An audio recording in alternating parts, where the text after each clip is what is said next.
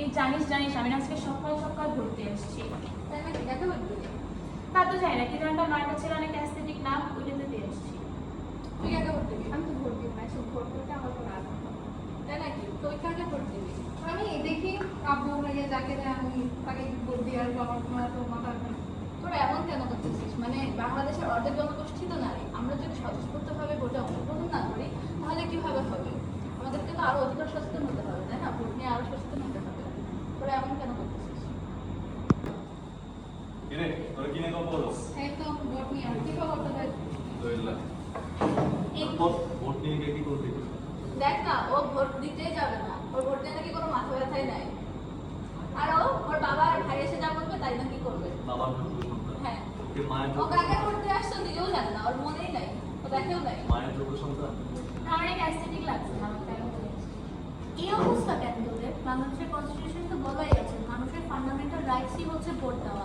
বাংলাদেশের জনসংখ্যার অর্ধেকই হচ্ছে নারী। এখন তোরা যদি ভোট দিয়ে সচেতনই না হস, রাজনীতি নিয়ে সচেতনই না হস, তাহলে গণতন্ত্র উন্মোচিত হবে কিভাবে? গণতন্ত্রের সাহায্য হবে কিভাবে? নে আর এই কোথা থেকে নিয়ে এসো।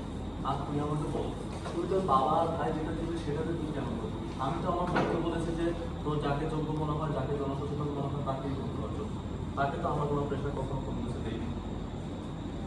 চল আমরা এখন ভোট দিতে যাই। তুই এখন বুঝেছিস তো ভোট দেওয়াটা কত জরুরি। হ্যাঁ চলো ভোট দিয়ে আসি। এই রিলেশন তো অনেক জরুরি। তুই আমাদের সাথে চল ঘুরতে চল। চল ঘুরে আসি। সচেতন হয়ে আস। চল। এই কি অবস্থা?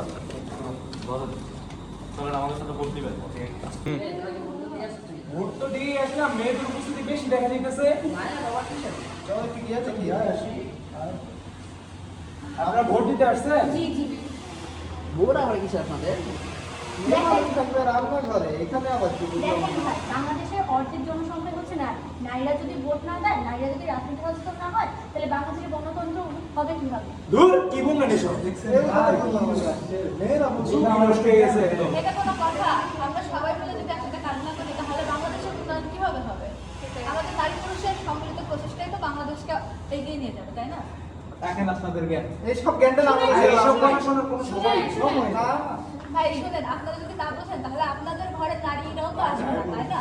সবাইকে তো সচেতন হতে হবে। আপনারা যদি এরকম করেন তাহলে আমরা কিভাবে বের হবো ঘর থেকে? হার ভোট ম্যাটার্স। হ্যাঁ, Yes, yes, এই চল তো এখান থেকে।